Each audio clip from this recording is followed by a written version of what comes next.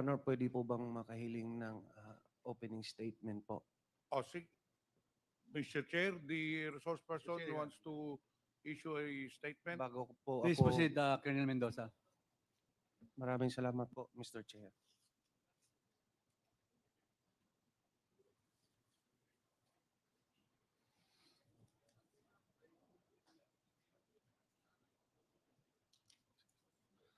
Sa mga kagalang-galang na mga mambabatas at miyembro nitong respetadong Quad Committee, sa ibang mga bisita at mga kapwa-testigo, isang magandang at mapagpalayang araw sa ating lahat. Ako po si Police Lieutenant Colonel Santi Mendoza. Opo. Isang PNP member at sa kasalukuyang assigned sa PNP Drug Enforcement Group. Una sa lahat, nais kong pasalamatan ng mga miyembro ng committee ito at ako'y pinagbigyan ng pagkakataon para mabigyang linaw ang mga issue at insidente kung saan lumabas ang aking pangalan kasama ang dating matataas na opisyal ng PNP. Nais kong ilahad sa kumiting ito ang katotohanan at mga detalye patungkol sa naturang operasyon para malinis ang pangalan ng mga taong gustong idawit ng mga taong totoong may kagagawan. Ako po ay isang alagad ng batas. Matapat kong ginampanan ang aking tungkulin na walang pag-alinlangan at handang isakripisyo ang aking buhay para lang gampanan ang tungkuling iaata sa akin ng mga nakakataas sa akin. Nais ko pong ipaalam sa kumiting ito na may mga lumapit na po sa akin na mga mataas na opisyal at maimpluwensyang tao at ipilit akong pinalalagda ng isang preparadong sinumpaang salaysay para idiin at idawit ang mga dating opisyal ng PNP at para mailayo ang isyu sa mga totoong tao na nag-utos sa akin para gawin ang masabi ko na ngayon at mali at mapanlinlang na kautusan. Ako po ngayon ay voluntaryong magbibigay ng aking nalalaman at ilalahad ang aking naging partisipasyon sa isang pangyayari sa aking pagkakaalam ay bahagi ng aking tungkulin bilang isang tagasugpo ng salot ng ating lipunan, ang iligal na droga.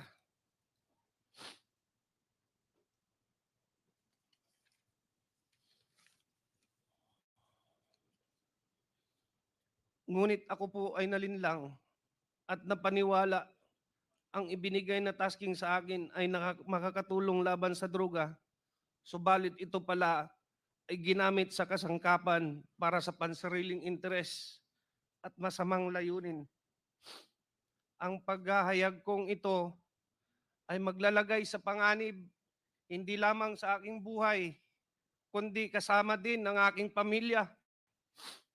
Subalit ako ay may tungkulin na iwasto ang aking naging pagkukulang dahil ako ay nalinlang kaya't panindigan at haharapin ko kung anuman ang kahantungan ng aking paglalahad ng katotohanan kahit ito ay maging katumbas ng aking buhay. Sana po sa aking paglabas at pagsabi ng totoo ay maibsan ang hinagpis at mabigyan ng hustisya si Attorney Wesley Barayuga at linisin ang pangalan ng mga taong idinawit lamang dito at panagutin ng tunay na may kasalanan. Sa panguli, taos puso po akong humingi ng patawad sa mga taong naapektuhan ng pangyayaring ito, lalong-lalo na po sa pamilya Barayuga. na naulila dahil sa maling gawa at panlilinlang ng taong may kinalaman nito. Mr. Chair, may I read my affidavit? Go ahead. Sige, sige lang. Ako po si Police Lieutenant Colonel Santi Mendoza, nasa tamang edad, isang Pilipino, nagtatrabaho sa PNP Drug Enforcement Group Headquarters, Camp Brigadier General Rafael T. Crami, Quezon City. Matapos manumpa alinsunod sa batas, ay nagsasaad ng mga sumusunod. Ako ay aktibong miyembro ng Philippine National Police na may ranggong Police Lieutenant Colonel. Ako ay kasulukuyang naka-assign sa PNP Drug Enforcement Group Headquarters noong 2019. Ako ay isang police major at naka-assign sa Philippine National Police National Headquarters for the Deputy Chief PNP Administration. Noong Oktubre 2019, nakatanggap ako ng tawag mula kay Police Colonel Edelberto Leonardo na nagbababatid sa akin na mayroon siyang espesyal na proyekto na may kinalaman sa isang high-value individual. Sangkot sa mga iligal na aktibidad ng droga. Humiling si Colonel Leonardo ng aking tulong sa pagsasagawa ng operasyong ito noong panahong iyon. Nagkatubili ako at sinabi sa kanya na kailangan ko munang pag-isipan bago ko tanggapin ang trabahong yun. Sa kabila ng aking pag-alinlangan, iginiit ni Police Colonel Leonardo na kailangan kong maging handa kapag ibinigay na niya ang go signal kaugnay ng nasabing operasyon.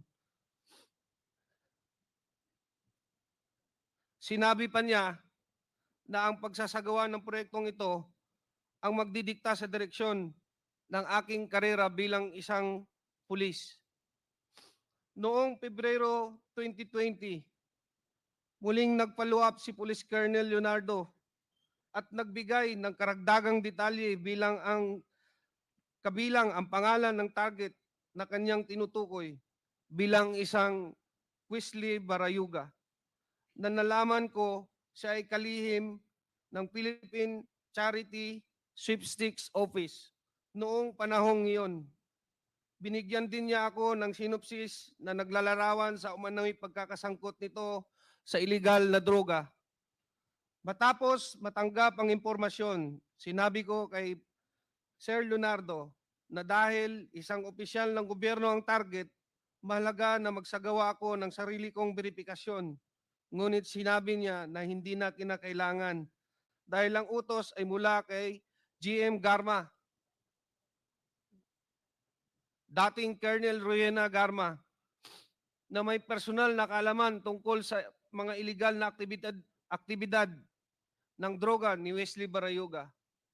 Sa kabila ng aking pag-aalinlangan na tanggapin ang utos na ito, sa kadahilanang isang opisyal ng gobyerno ang aming target, ako ay napilitan na lang na sumang-ayon at sumunod dahil ang utos ay mula sa nakakataas na opisyal at upperclassman ko na si Colonel Leonardo, at ang utos ay galing mismo sa isang opisyal ng gabinete ni Ma'am Rowena Garma. Sa personal na aspeto, nag-aalala ako ano ang maaaring mangyari sa aking karera bilang isang pulis at higit sa lahat sa aking buhay, pamilya, kung tatanggapin ko at tatanggi ako o sundin ang utos. Matapos tanggapin ang assignment, pinasimulan ko ang paghahanda para sa proyekto, kabilang ang pag-recruit ng isang angkop na tao para isagawa. Kinausap ko si Nelson Mariano, na kilala kong may network kaugnay sa ganitong klaseng operasyon. Dahil siya ang aking dating informant sa mga personalidad ng droga at binigyan ko siya ng paunang detalye ng proyekto. Gayunpaman, bago maisakatuparan ang anumang aksyon, dumating ang COVID-19 pandemic na nagresulta ng pagpapatupad ng mahigpit na lockdown sa National Capital Region na nagpahirap upang maipagpatuloy ang operasyon noong panahong iyon. Sarado ang mga tanggapan ng gobyerno at limitado ang galaw ng mga tao, kaya mahirap masubaybayan o masundan ang target. Matapos lumuwag ang mga lockdown measures at restriction, muling nakipag-ugnayan sa akin si Colonel Leonardo noong Hunyo 2020 at binigyan diin ang kahalagahan ng proyekto, lalo na't matagal na ang lumipas mula sa kanyang paunang utos. Sa kanyang panghihikayat, sumang-ayon ako na muling kausapin si Nelson Mariano upang alamin kung nakahanap na siya ng taong angkop sa itinakdang gawain. Nakumbinsi ko si Nelson Mariano na lumahok sa operasyon base sa intelligence report na tinanggap namin mula kay Police Colonel Leonardo, na siya namang nakuha niya mula kay Ma'am Garma. Nagsasaad na si Wesley Barayuga ay sangkot sa mga iligal na aktibidad ng droga. Sinabi rin ni Police Colonel Leonardo na may isang taong nagngangalang Tox ang makikipag-ugnayan sa akin at magbibigay ng karagdagang impormasyon tungkol sa target. Ang nasabing Tox ayon kay Police Colonel Leonardo ay isang bata ni Ma'am Garma mula sa CIDG.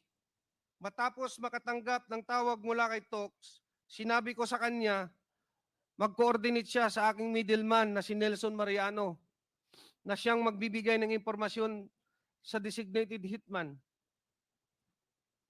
Sinabi ni Nelson Mariano sa akin na nakahanap na siya ng hitman at nagngangalang Luloy. Sinabi niya na maasahan si Luloy at kayang tapusin ang ibinigay na gawain. Sinabi ko kay Nelson na makipag-ugnayan sa kanya, si Tox, na magbibigay ng detalye tungkol sa target.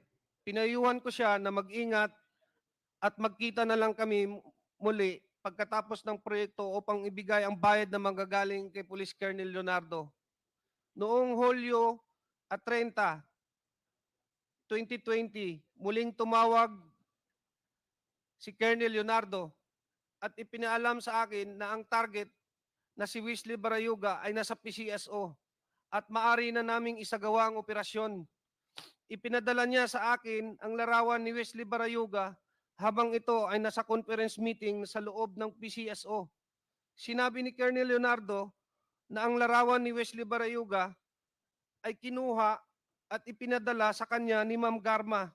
Sinabi rin ni Colonel Leonardo na hindi kami mahihirapan sa pagsasagawa ng operasyon dahil nag-issue na si Ma'am Garma ng isang service vehicle para gamitin ni Wesley Barayuga at binigay sa akin ang description at plate number ng sasakyan. Sinabi niya na maari na naming tirahin si Wesley Barayuga pagkatapos niyang lumabas sa gusali. Ipinasa ko ang lahat ng impormasyong ito kay Nelson Mariano.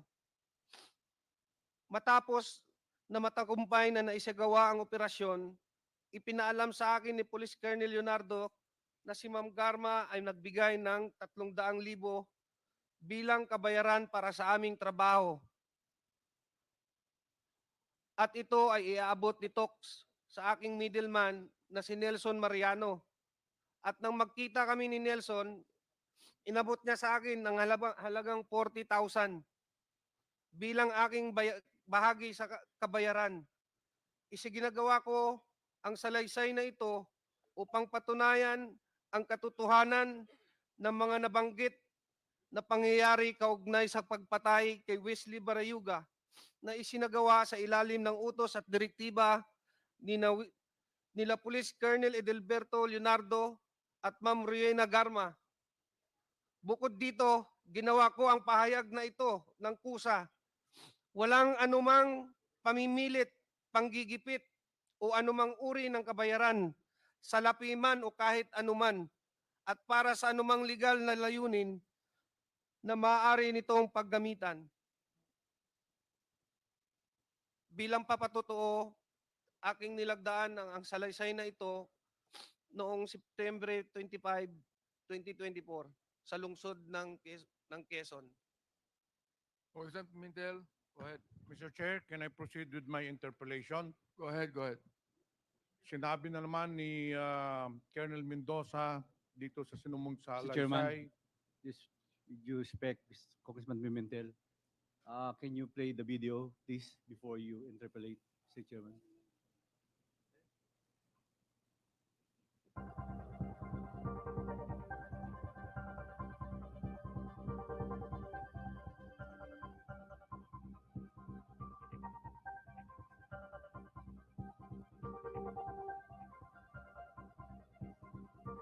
Colonel Santi, ito ba yung sasalaysay mo? Ito ba yung sasalaysay mo? Nakita natin sa video. Opo, Your Honor. Thank you, Mr. Chairman. Mr. Chair, yung nakita po ninyong may video ngayon, lalo na doon sa mga nandito, yung po ay pangyayari noong July 30, 2020, kung saan pinaslang si Attorney Wesley Barayuga. Mamaya, ikikwento ko po sa inyo or i-establish po natin, pero base sa salaysay niya, para masigurado natin sino ang nagpapatay, binanggit na kanina ni Colonel Mendoza, at ang pinaka-importante sa lahat, klaklaruhin po natin kung bakit pinapatay ni Colonel Garma si Attorney Wesley Barayuga. So kung mararapatin mo lang, Colonel Mendoza, para mas maliwanagan talaga ang lahat, isa-isahin po natin yung sinumpang salaysay mo. Sinabi mo sa paragraph 2, noong October 2019, nakatanggap ka ng tawag kay Police Colonel Edelberto Leonardo. Bakit kilala mo itong si Colonel Leonardo? Kasi po dati po akong Regional Drug Enforcement Unit ng NCRPO sa panahon po ni former Chief PNP Camilo Casculan, sir. So na-assign ka sa kanya sa Opo. under At his, lahat po ng RDEO chief before, may contact po sa kanya. so kilala mong personal itong si Colonel Leonardo. Opo. Nandito po ba si Colonel Leonardo sa kwartong ito? Pwede mo bang ituro saan dito si Colonel Police Colonel Huberto Leonardo? Opo. Pwede mo Katabi po ituro? ni Sir Patay. So Mr. Chair, the resource Mr. Chair. person, Tumayo, pakitayo nga at pakituro mo si Colonel Leonardo. Mr. Chair, clearly the resource person has identified Police Colonel Leonardo in accordance with this affidavit. Nung tumawag sa iyo si Colonel Leonardo noong October 2019, anong sinabi sa iyo? Ayun nga po, sabi niya may pakiusap siya kung pwede tulungan ko raw siya sa isang project na to kasi high value target daw po. Ang Pero sinabi wala- niya sa iyo, nagpapatulong siya para sa isang malaking operasyon, sa isang high value target. Opo. Sa pagkakaintindi mo, nung sinabi siya iyo na pinakiusapan ka, ano ba ang ibig sabihin ng operasyon?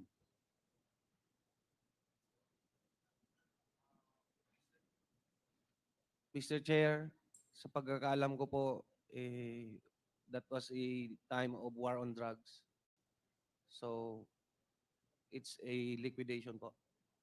Colonel Mendoza, in police parlance, pag sinabing operation, ibig sabihin, meron siyang ipapapatay. Ganun po ba? Ang pagkakaintindi mo nung sinabi sa'yo na may operation siyang hinihiling sa'yo? Opo. Ngayon, dito sa pangatlong paragraph, hindi ka kaagad nag-oo sa kanyang hiling na gawin yung operasyon. Bakit nag-alanganin ka?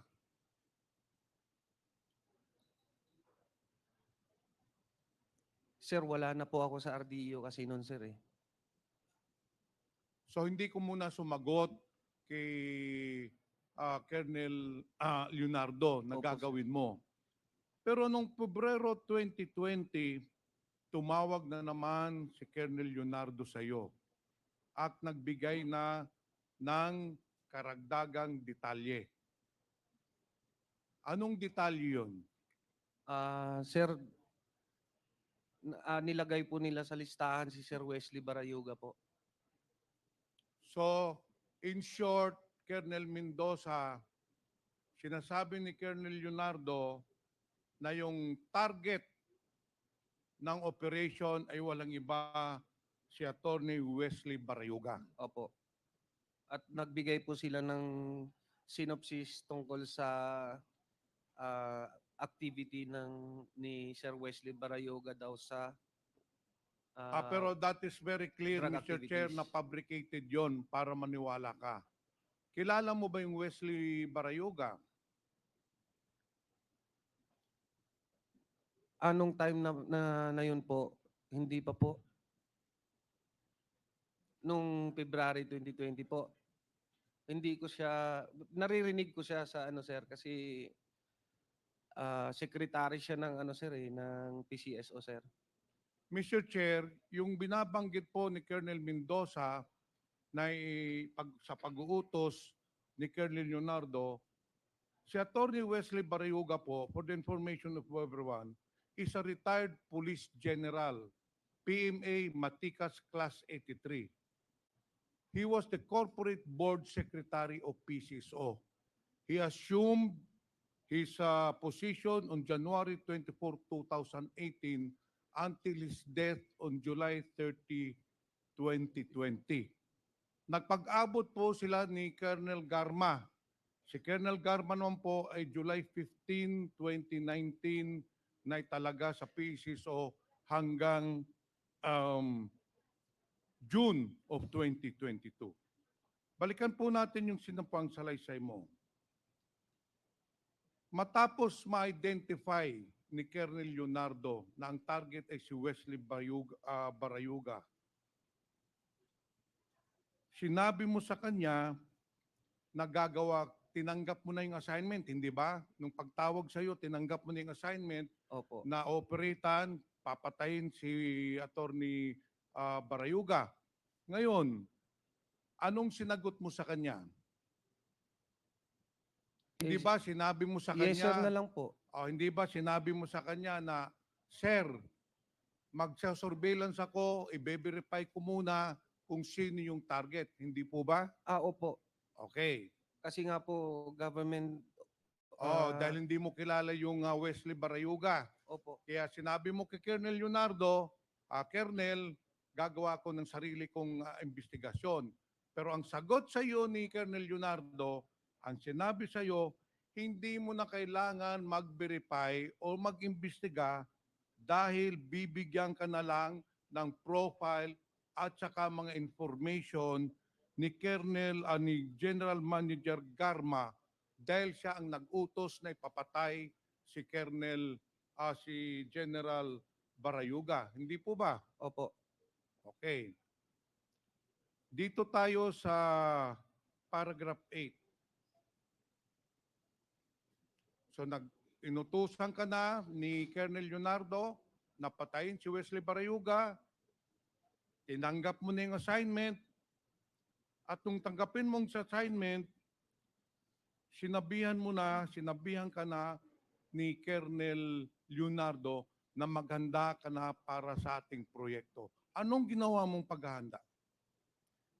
Sir, nag-recruit po ako ng angkop na tao para po sa trabahong inaatas niya sa akin, sir.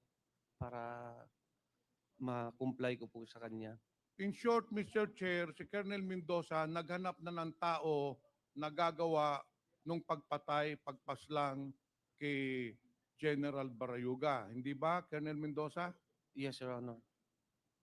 At sino pong nahanap mo na makakatulong na gawin yung pagpaslang kay General Barayuga? Your Honor, ang nakita ko po si Nelson Mariano po. Ipakituro nga dito, Mr. Chair, Colonel Mendoza, sino si Nelson Mariano? Ah, Ayang katabi mo. ito po si Nelson Mariano. Anong Your sinabi mo kay Nelson Mariano? Ang sabi ko sa kanya na maghanap siya ng angkop na tao para sa trabahong to, Your Honor. In short, sinabihan mo si Mr. Nelson Mariano maghanap na ng hitman. Opo.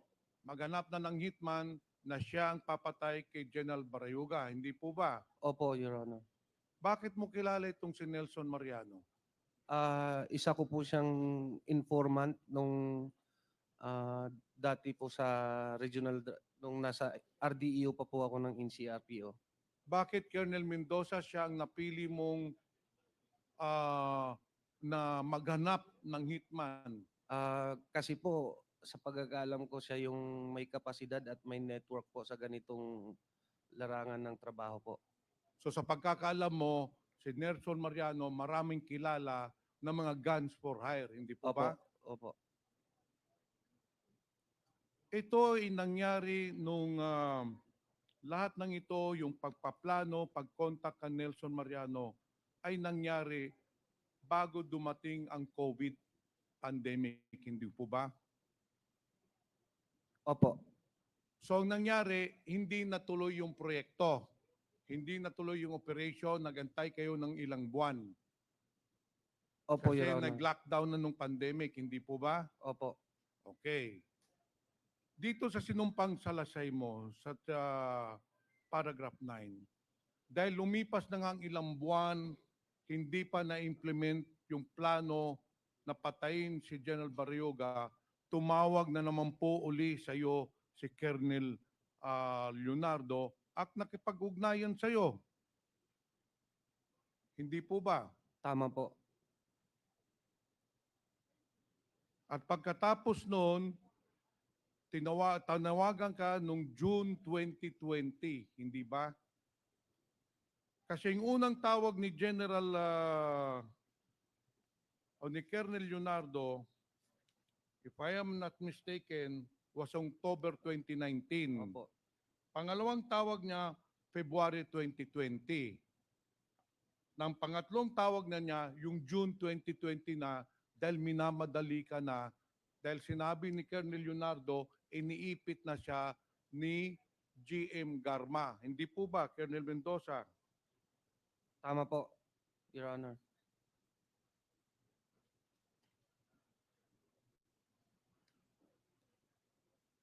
Ngayon, nung na-contact mo na si Colonel Nelson Mariano, tumawag uli sa iyo si Colonel Leonardo at sinabihan ka na may isang taong nagngangalang Tox na tatawag sa iyo, hindi ba? That day po yun na sa sir sa Your Honor na tumawag sa akin. The same time lang po yun. Tapos nag-relay siya na may talks na magkapag-coordinate nga daw sa amin na Yun ang tao makikipag-coordinate Opo. niya sa iyo. Anong sinabi exactly ni Colonel Leonardo sa iyo? Sino itong Tox na ito? Si Tox daw po, bata ni Ma'am Garma. Kung sa pagkakaalam ko ang driver security. Mr. Chair, kung hindi ako nagkakamali, itong Tox ay yung Tox na pinakita na litrato ni Chairman Dan Fernandez kanina, who is still employed with the PCSO, and sabi na nga ni Colonel Mendoza, tao at bata ni Colonel Garma. Nung tinawagan ka na ni Tox, anong sinabi sa iyo?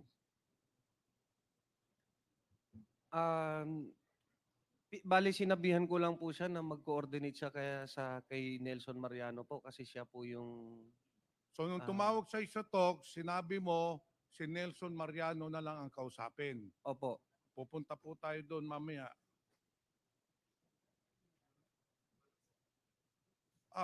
Nelson Mariano, nung nagkausap kayo ni Tox, anong pinag-usapan ninyo? Magandang hapon po, Your Honor. Oh. Binibigay niya po sa akin yung mga impormasyon, lahat ng detalye, sasakyan, at oras ng paglabas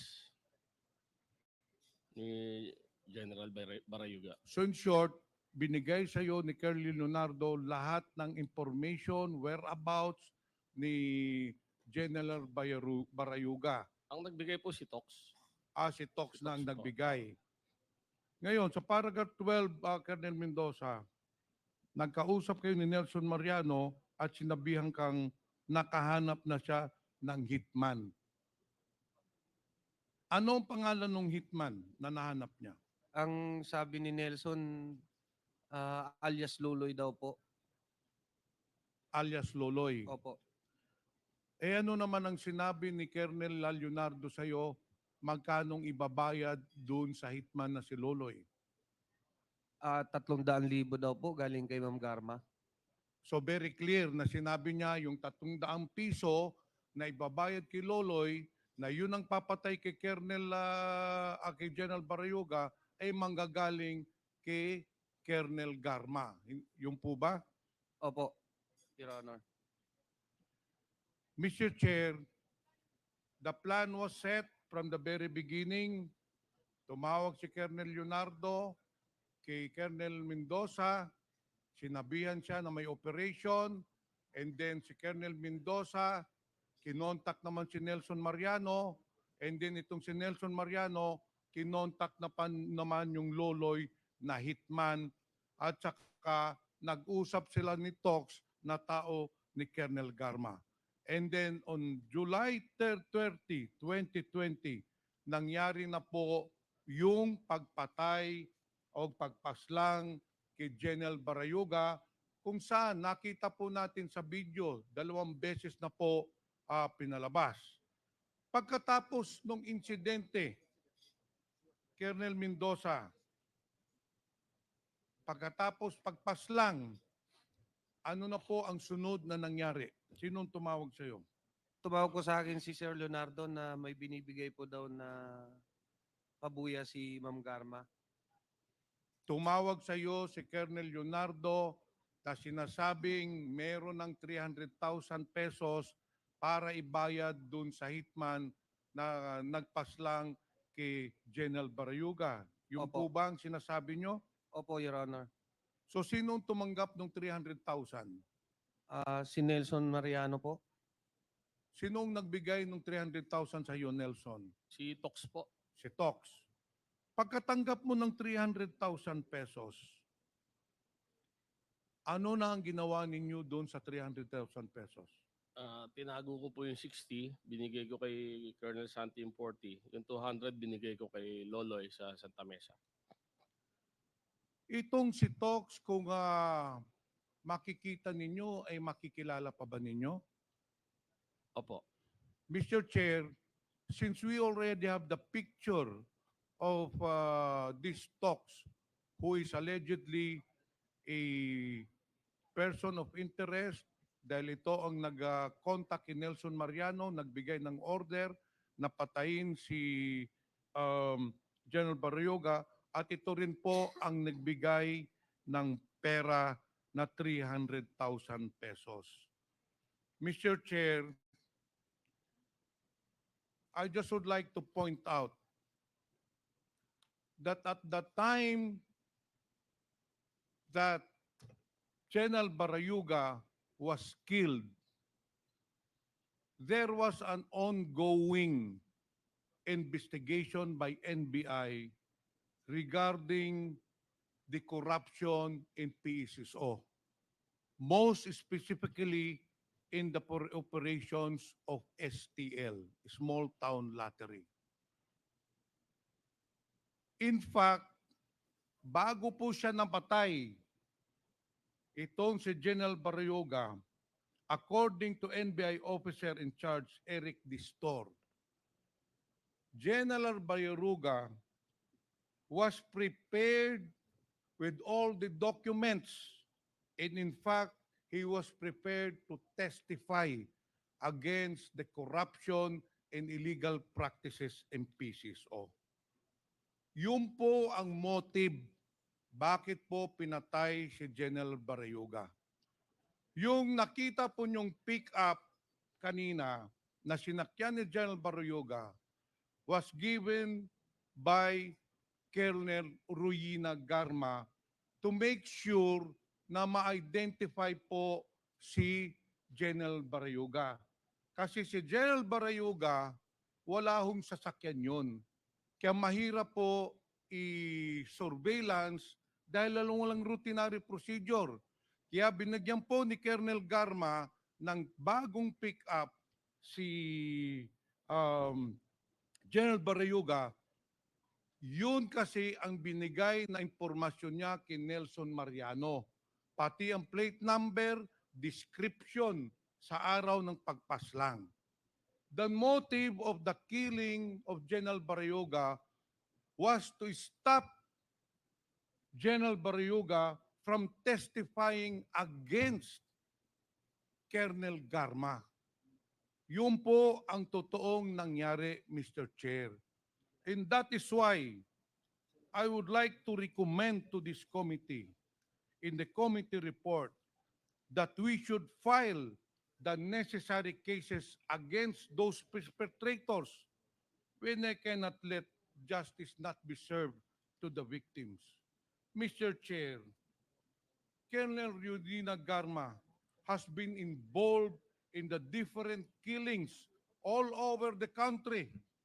In fact, Mr. Chair, si Colonel Garma, nung unang pagdinig pa lang natin, involved na po siya doon sa pagpatay ng 3 Chinese drug lords, which was corroborated by the different resource persons. Nung si Colonel Garma din ay na-assign doon sa Cebu City, there were 198 killings as recorded and as reported by Mayor Tommy Esmeña. And ngayon po, klarong-klaro po na ang mastermind ng pagpatay kay General Barayuga, walang iba po kung hindi si Colonel Garma in cooperation, in cahoots with Colonel Leonardo, based on the testimony of our 2 resource persons. Mr. Chair, Colonel Garma is a woman disguised as a meek lamb, but deep inside her, she is a ruthless killer, killing without mercy innocent people, killing without remorse innocent victims, especially on the war on drugs. Kaya, Mr. Chair, I appeal that we should include in the committee report to file murder charges against Colonel Garma and Colonel Leonardo. Thank you, Mr. Chair. Thank you, Congressman Pimentel. The manifestation of Congressman Pimentel will be noted and his recommendations will be taken in and be written in the committee report once the committee terminates its hearing.